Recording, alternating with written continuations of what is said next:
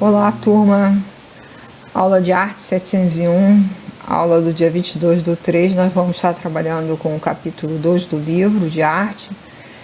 A partir da página 32, o tema é Máscara, uma arte performática, né?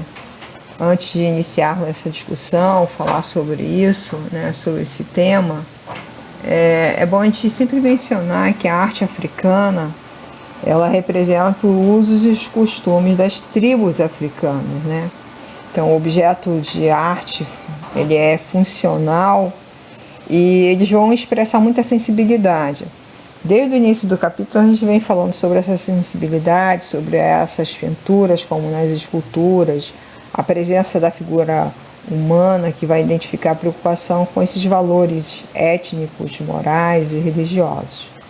Então, a escultura foi uma forma de arte muito utilizada pelos artistas africanos, usando-se o ouro, o bronze, o marfim como matéria-prima, né, na hora de elaborar essas atividades. Esse início da nossa apresentação aqui apresenta, né, então nós temos aqui 5 tipos de máscaras, né, e cada máscara dessa ela tem um significado. Então, representando um disfarce, muitas das vezes para a incorporação dos espíritos e a possibilidade de adquirir forças mágicas. As máscaras, elas têm um significado místico, nós falamos isso no primeiro dia de aula sobre o tipo de máscara, né, a cultura africana. E é importante na África, na arte africana, sendo usada, né, utilizado nesses rituais. As máscaras, elas são sempre confeccionadas, dá para observar aí que elas são confeccionadas em barro, em marfim, metais, né, mas os materiais mais utilizados mesmo é a madeira. Então, para estabelecer essa purificação e essa ligação com essas entidades sagradas, elas são modeladas, né, em segredo na selva. Isso é uma outra questão que o livro, né, aborda.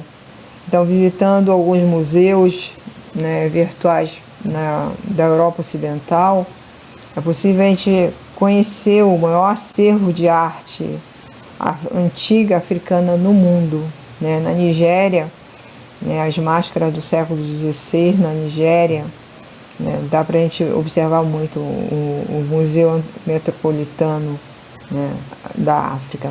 Então, vamos voltar um pouquinho só esses conceitos. As origens da história da arte africana está sempre situada muito antes da história registrada, né?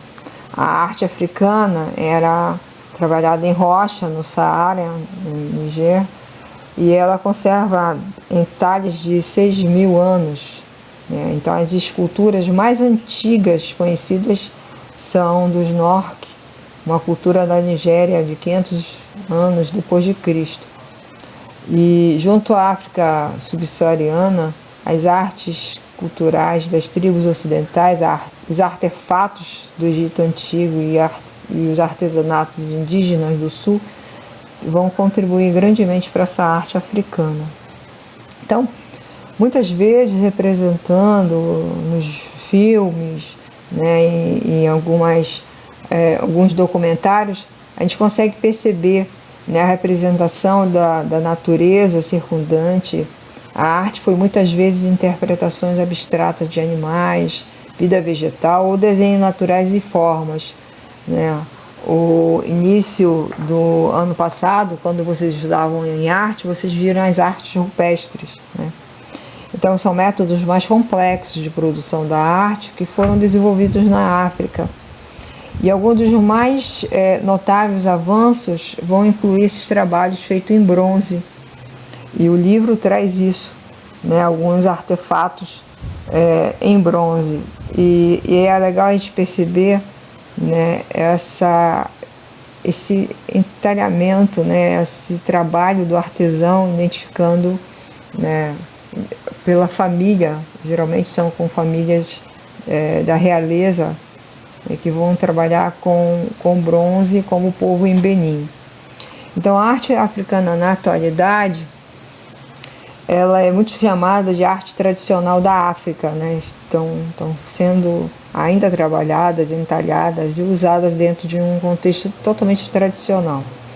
Mas como em todos os períodos da arte, e quando vocês estiverem no ensino médio, vocês vão estudar a história da arte, vocês vão ver as importantes inovações que também têm sido assimiladas, né, com a coexistência de estilos e modos de expansão estabelecidos pelas inovações que surgiram a partir da globalização.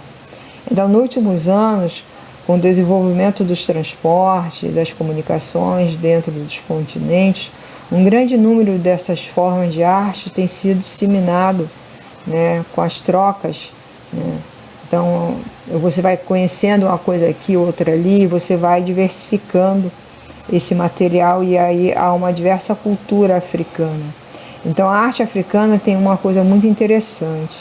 Você pode achar semelhança entre dois países sem eles se assemelharem. Isso é interessante nos documentários que eu assisti. Além das próprias influências africanas, algumas mudanças têm suas origens em outras civilizações. Por exemplo, a arquitetura e as formas islâmicas, elas podem ser vistas hoje em algumas regiões da Nigéria, né? Eu estou assistindo um documentário com o pessoal do 6º ano, e a gente está falando exatamente sobre essa arte, né?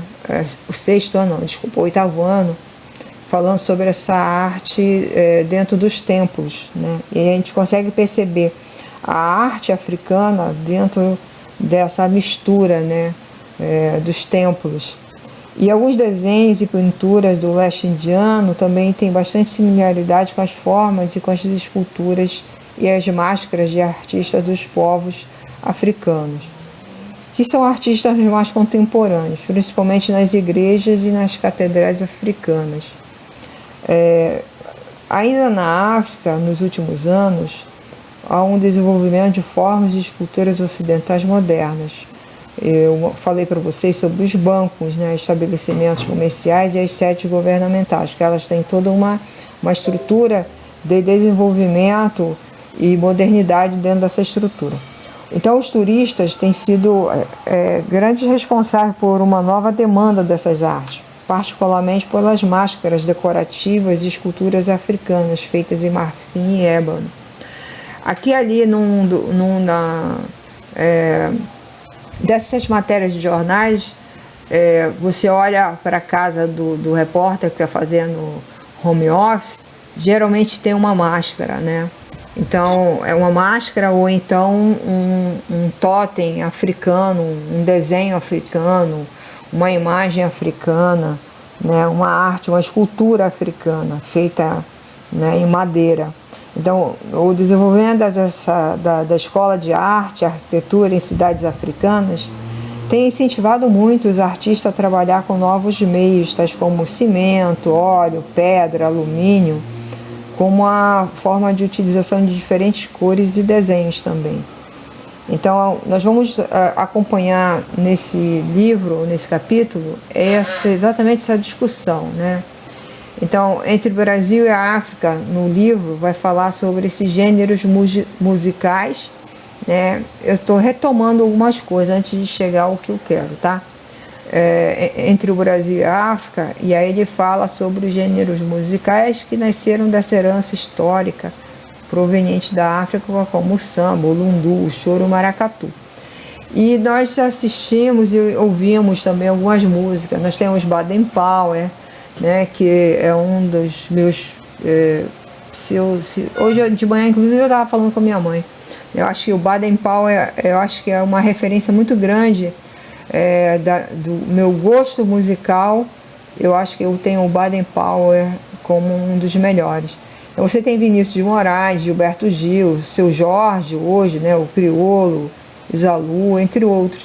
Então, eles criaram estilos musicais que foram valorizando e revisitaram essa importância, né, da parte da nossa cultura e da nossa história com a arte, com o Brasil e a África. Logo em seguida, né, vocês viram sobre a música africana. E o continente africano, ele é composto de 54 países e cerca de 2.000 línguas, né?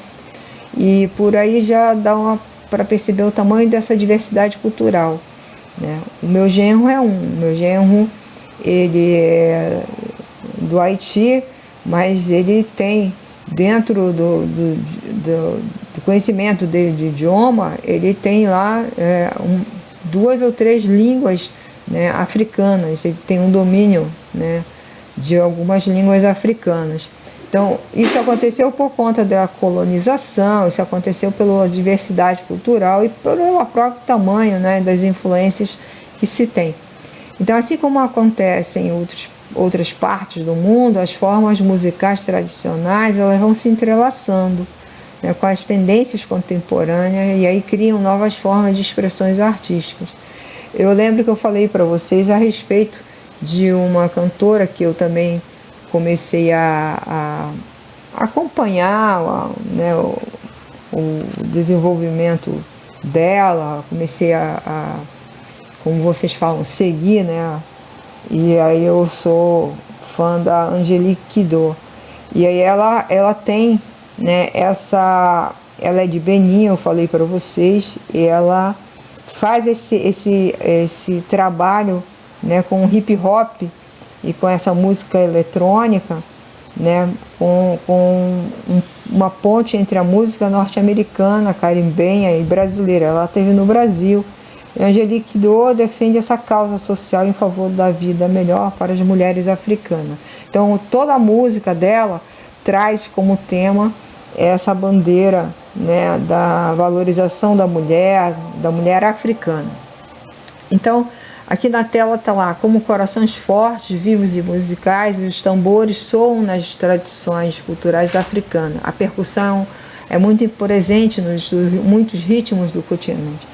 No início do capítulo fala sobre os tambores, né, os tambores crioulos, como é que esses tambores eles são fabricados, de que forma eles são trabalhados. Então você tem o tambor. Então, retomando só aquele assunto, né, dessa coisa da Angélique Kiddo, ela veio ao Brasil e aí ela faz esse levantamento, né, dessa busca da valorização da mulher, né. Aí da pouco nós estávamos falando sobre os tambores, né, e aí você tem na página 30 a dimensão, eu estava falando sobre o tambor de Noma, né, e aí esse tambor ele é feito de cilindro de madeira, então com pele de animal, né, ele é esticado, a pele do animal é esticada sobre essa extremidade superior. Esse tambor dundum aqui, ele é o instrumento mais grave, né, da família dos tambores africanos. E o djembe, ele já é um instrumento da República da Guiné. Também ele é feito de madeira e tem formato de origem de um pilão. E na sua extremidade superior possui uma pele de animal presa com um aro.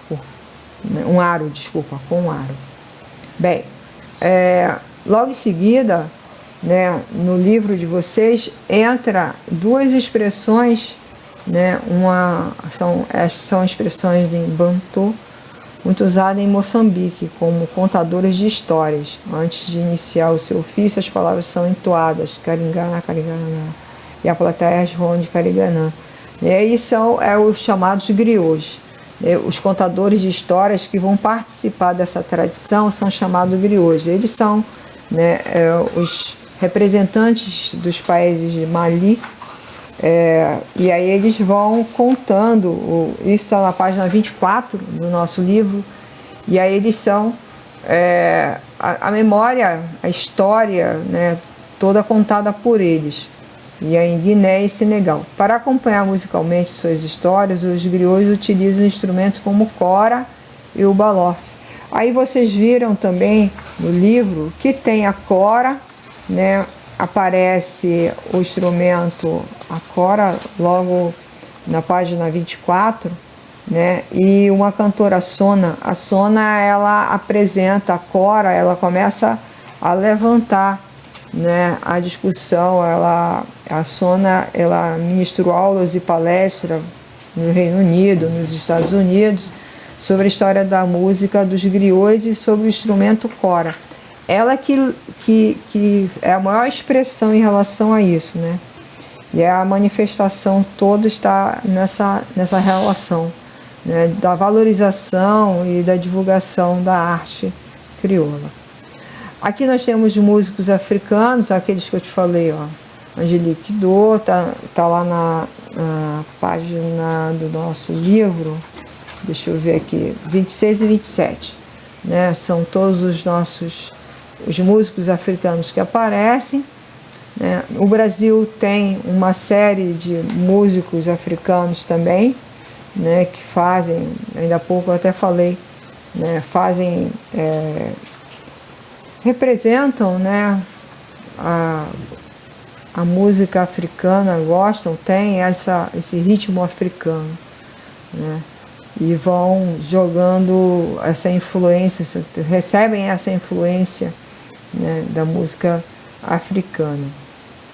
E nós já trabalhamos esse assunto também. Aqui, entre Brasil e África, mais uma vez, muitos gêneros musicais tipicamente brasileiros nasceram da herança histórica proveniente da África, como o samba, o lundu, o choro e o maracatu, né? Olha o Baden Powell que eu falei para vocês, né? E a diversidade, a questão do tambor e caringá-caná e a questão dos músicos, né?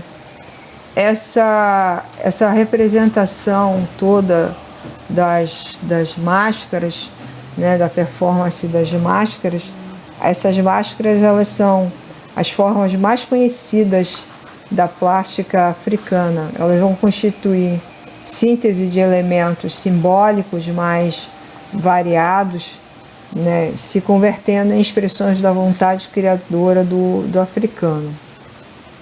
Foram também objetos de mais que impressionavam os povos europeus, né, desde a